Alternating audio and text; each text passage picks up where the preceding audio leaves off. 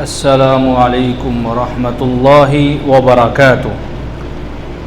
آج کے خطبے کا عنوان ہے نیکی پر تعاون کی صورتیں۔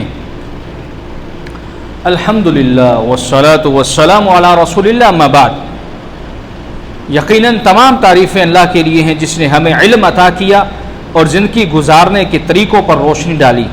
میں یہ گواہی دیتا ہوں کہ اللہ کے سوا کوئی معبود برحق نہیں، وہ یکتا ہے، اکیلا ہے، اس کا کوئی شریک نہیں۔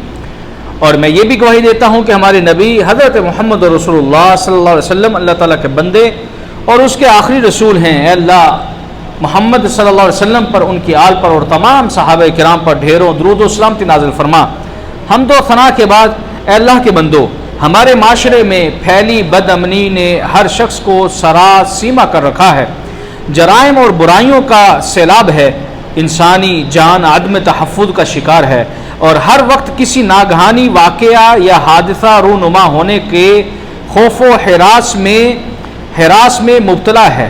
الغرض معاشرے کی چین و سکون، امن و سلامتی جو انسانی ضرورت ہے وہ مفقود ہے۔ ایسی صورتحال میں ہمیں اسلامی تعلیمات اور سیرت نبوی صلی اللہ علیہ وسلم سے رہنمائی کی ضرورت ہے، جن کے ذریعے ماضی کے خونخوار معاشرے میں چند سالوں کی قلیل مدت میں مثالی امن و امان کی بنیاد رکھی گئی۔ ان تعلیمات و تصورات اور خطوط میں سے ایک باہمی تعاون ہے۔ اے اللہ کے بندو، اللہ تعالیٰ قرآن مجید میں ارشاد فرماتے ہیں وَتَعَاوَنُوا عَلَى الْبِرِّ وَالتَّقْوَى وَلَا تَعَاوَنُوا عَلَى الْإِثْمِ وَالْعُدْوَانِ وَاتَّقُوا اللَّهَ إِنَّ اللَّهَ شَدِيدُ الْعِقَابِ۔ ترجمہ سماعت فرمائیے۔ اللہ فرماتے ہیں اور نیکی اور پرہیزگاری پر ایک دوسرے کی مدد کرو اور گناہ اور زیادتی پر باہم مدد نہ دو اور اللہ سے ڈرتے رہو، بے شک اللہ کا عذاب سخت ہے۔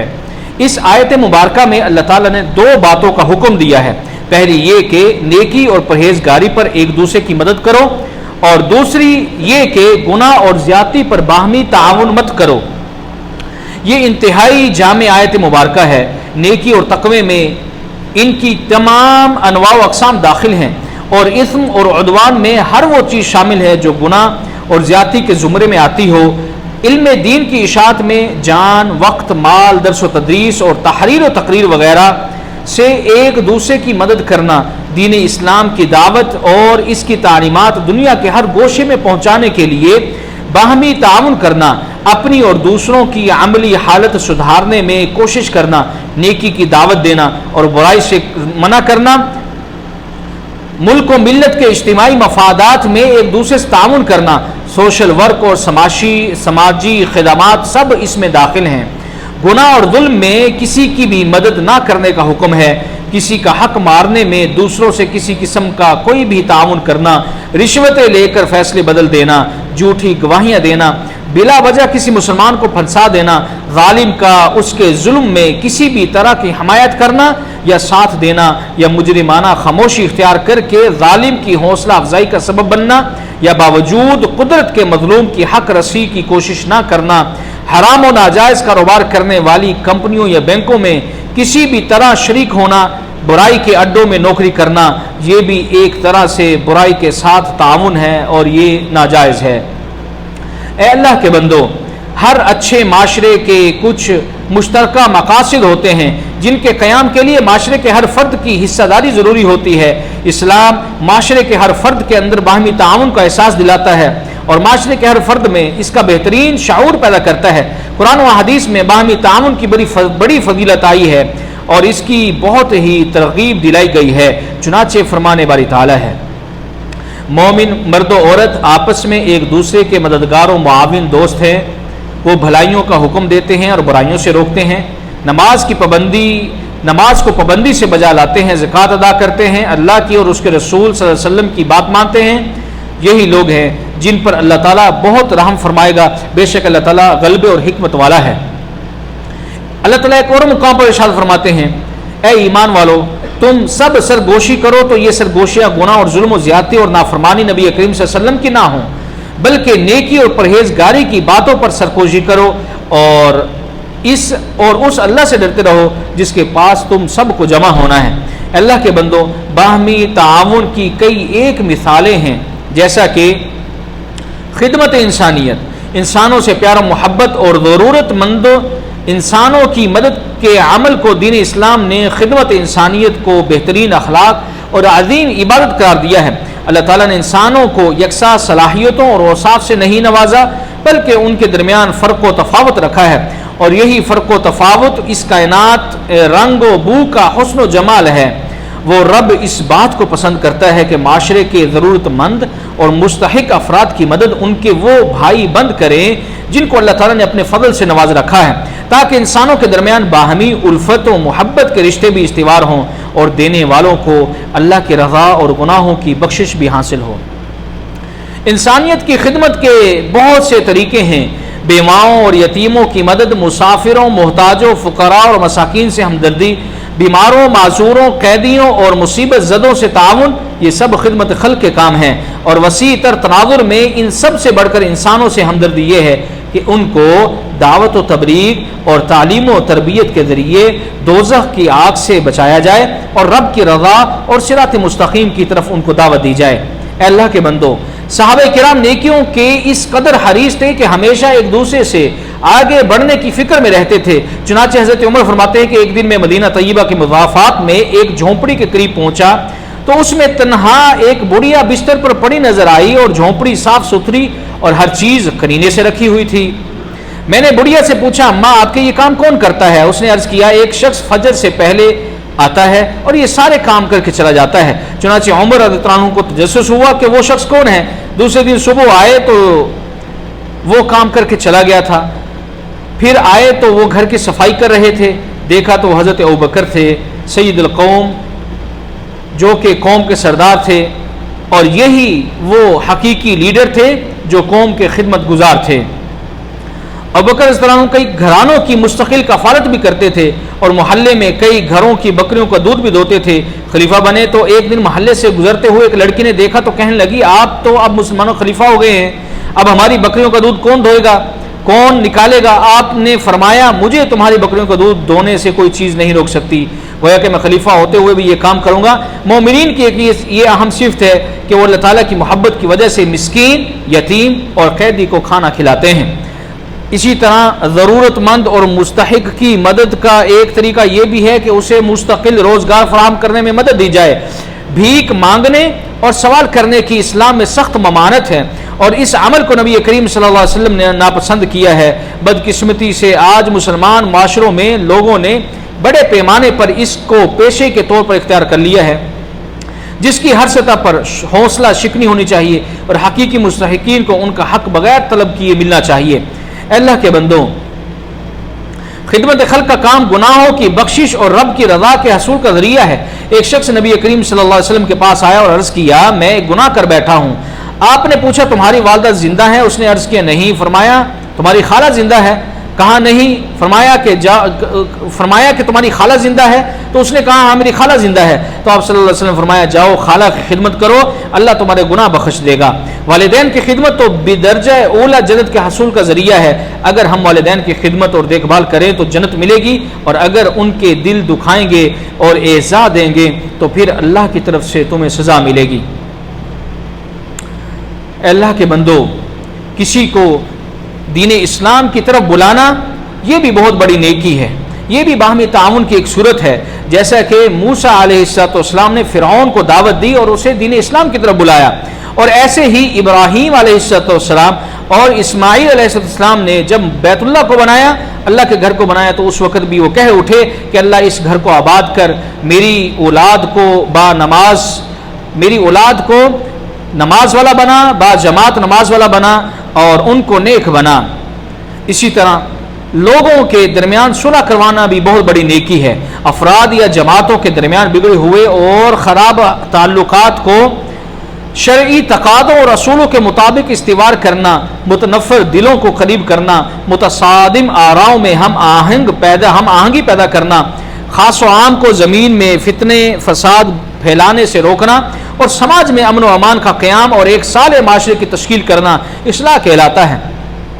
قرآن کریم میں متعدد مقامات پر لوگوں کے درمیان اصلاح کا، صلح کروانے کا حکم دیا گیا ہے۔ اللہ تعالیٰ فرماتے ہیں، یاد رکھو سارے مسلمان آپس میں بھائی ہیں، بس اپنے دو بھائیوں میں ملاپ کرا دیا کرو اور اللہ سے ڈرتے رہو تاکہ تم پر رحم کیا جائے۔ ایک جگہ اصلاح کے حکم کے ساتھ مفسدین کی راہ چلنے سے منع کیا گیا ہے۔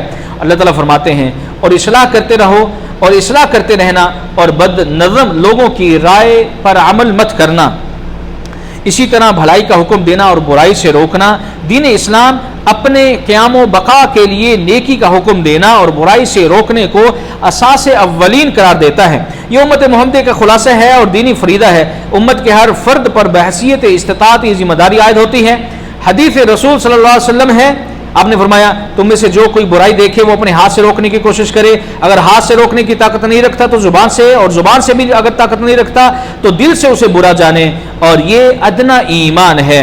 معاشرے کے ہر فرد کو احساس ہونا چاہیے کہ افراد معاشرے کہ کس عمل میں معاشرے کی بھلائی مضمر ہے اور کون سا عمل معاشرے کے لیے تباہ کن ہے، کیونکہ فرد کی بدعمالی کا اثر صرف اس پر نہیں ہوتا بلکہ پورے معاشرہ اس کی لپیٹ میں آ جاتا ہے۔ اسی طرح سے دوسرے کی بدعمالی سے بے اعتنائی در حقیقت اپنے آپ سے بے اعتنائی ہے۔ اسی طرح باہمی تعاون کی ایک صورت یہ ہے کہ مظلوم کی مدد کی جائے۔ مظلوم کی مدد کرنا بھی نیکی پر تعاون ہے۔ اسلام سوسائٹی کے ہر فرد پر یہ ذمہ داری عائد کرتا ہے کہ جہاں کہیں بھی ظلم ہو رہا ہو، ظلم کی جو بھی شکل ہو اسے روکا جائے، مظلوم کی دستگیری اور مدد کی جائے، اسے بے یار و مددگار نہ چھوڑا جائے بلکہ اس کے ظلم کے پنجے سے چھڑایا جائے اور حسب استطاعت ظلم کو روکنے میں اپنی طاقت کا استعمال کیا جائے۔ مسلمان کا بھائی ہے اور یہ بھائی چارہ ایک دوسرے پر حقوق و فرائض عائد کرتا ہے، اور انہیں حقوق میں سے ایک اپنے مظلوم بھائی کی حمایت ہے، اور اس پر ظلم ہو رہا ہو تو ظالم کو اس کے مقابلے میں ہر طرح کی مدد سے محروم کرنا ہے۔ جو ظالم کا ہاتھ نہیں روکتا وہ اس کا خیر خواہ نہیں ہے۔ کسی پر جھوٹا الزام لگانا بھی ظلم کا ارتکاب شمار ہوگا، اور ریاست اس کے مرتکب کو سزا دے کر مظلوم کی داد رسی کرے گی۔ فرمان باری تعالیٰ ہے، اور جو ایماندار مردوں اور عورتوں کو ناکردہ گناہوں پر ستاتے ہیں سو وہ اپنے سر بہتان اور سری گناہ لیتے ہیں۔ کسی کی حق تلفی کرنے والا، خواہ وہ خود ہو یا کوئی اور انسان، اس کے والدین ہو یا اس کا اپنا نفس، یہ گناہ کا کام ہے، اور ہر گناہ ظلم ہے، تو خواہ زیادتی حرامات کے معاملے میں ہو یا دوسروں کے مال ظلم سے حاصل کیے ہوں، خواہ وہ غضب ہو یا قمار بازی یا سود اور اس جیسے دوسرے حرام ذرائع یا ناحق کسی کا خون کیا ہو، ان سب کی سزا آگ کا عذاب ہے۔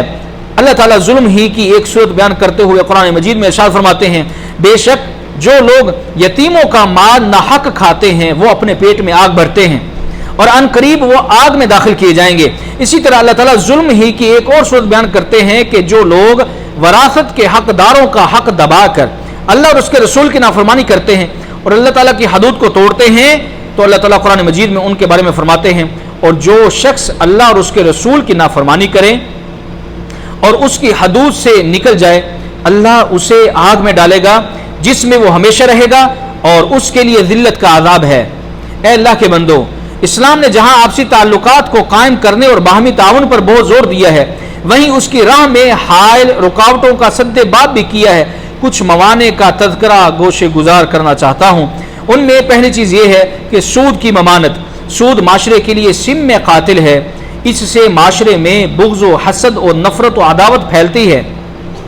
یہ جہاں سود خور کو خود غرض بنا دیتا ہے، وہیں سود دینے والے کے دل میں اس کے خلاف نفرت و عداوت کے شعلے بھڑکنے لگتے ہیں، لوگوں کے دل سے باہمی تعاون کا جذبہ محو ہو جاتا ہے۔ اسلام نے اس کے خاتمے پر بہت زور دیا ہے اور باطل طریقے سے مال کھانے کو ممنوع قرار دیا ہے۔ اللہ تعالیٰ فرماتے ہیں، اور ایک دوسرے کا مال ناحق نہ کھایا کرو۔ ایک اور مقام پر ارشاد فرماتے ہیں، اے ایمان والو، بڑھا چڑھا کر سود نہ کھاؤ اور اللہ تعالیٰ سے ڈرو تاکہ تمہیں نجات ملے۔ ایک اور مقام پر ارشاد فرماتے ہیں، اے ایمان والو، اللہ تعالیٰ سے ڈرو اور جو سود باقی رہ گیا ہے وہ چھوڑ دو اگر تم سچ مچ ایمان والے ہو۔ سود کی اسی قباحت کی وجہ سے اس میں ملوث تمام لوگوں کو آپ صلی اللہ علیہ وسلم نے ملعون قرار دیا ہے۔ رسول اللہ صلی اللہ علیہ وسلم نے سود کھانے والے، سود دینے والے اور اس کے لکھنے والے اور اس پر گواہ بننے والوں پر لعنت فرمائی ہے۔ اسی طرح ذخیرہ اندوزی کی ممانعت بھی ہے۔ ذخیرہ اندوزی سے معیشت کی شفافیت ختم ہو جاتی ہے، امیروں کی اجارہ داری ہونے لگتی ہے، عام لوگ معاشی بحران کے شکار ہو جاتے ہیں۔ اسی کے پیش نظر اسلام نے ذخیرہ اندوزی کو اس کے تمام انواع و اقسام کے ساتھ ممنوع قرار دیا ہے، اور اس کی روک تھام کے لیے حکومت کی مداخلت کو بھی اجازت دی ہے۔ نبی کریم صلی اللہ علیہ وسلم نے ذخیرہ اندوزی کرنے والوں کو ملعون قرار دیا اور اس عمل کو گنہگار کا مشغلہ بتایا۔ رسول اللہ صلی اللہ علیہ وسلم نے صحابہ کو فرمایا کہ گنہگار ہی ذخیرہ اندوزی کرتا ہے۔ اسی طرح ناپ تول میں کمی کی ممانعت بھی موجود ہے، جو کہ باہمی تعاون کے لیے زہر قاتل ہے۔ ناپ تول میں کمی ایک سماجی برائی ہے جس سے پورا معاشرہ متاثر ہوتا ہے۔ جس معاشرے میں ناپ تول میں کمی اور نفع خوری عام ہو جائے، اللہ اس سے خیر کو اٹھا لیتا ہے اور تباہی اس کی مقدر ہوتی ہے۔ اللہ رب العالمین نے اس برائی میں ملوث لوگوں پر لعنت بھیجی ہے۔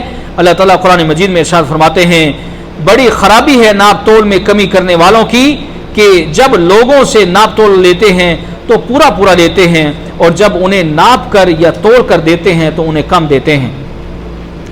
آپ صلی اللہ علیہ وسلم نے تجارت میں دھوکے سے منع فرمایا اور اسے بے ایمانوں کا کام قرار دیا۔ جو دھوکہ دے وہ ہم میں سے نہیں۔ ایک جگہ اللہ تعالیٰ نے وزن پورا کرنے کا حکم دیتے ہوئے فرمایا اور اس میں کمی کرنے سے منع کرتے ہوئے فرمایا، ناپ پورا بھرا کرو، کم دینے والوں میں شمولیت نہ کرو، اور سیدھی ترازو اور سیدھی صحیح ترازو سے تولا کرو۔ لوگوں کو ان کی چیزیں کمی سے نہ دو، بے باکی کے ساتھ زمین میں فساد مچاتے نہ پھرو۔ اللہ تعالیٰ ہمارے اندر باہمی تعاون کا جذبہ پیدا فرمائے اور ایک دوسرے کا بہی خواہ بنائے۔ اللہ تعالیٰ سے دعا ہے جو کچھ سنایا ہے اس پر عمل کرنے کی توفیق عطا فرمائے۔ اللہ تعالیٰ مجھے اور آپ سب کو قرآن مجید کی آیات سے بہرہ مند ہونے کی توفیق عطا فرمائے اور اس کی آیات سے کما حقہ ہو مستفید ہونے کی توفیق عطا فرمائے۔ سبحان ربک رب العزت عما یصفون وسلام علی المرسلین والحمد للہ رب العالمین۔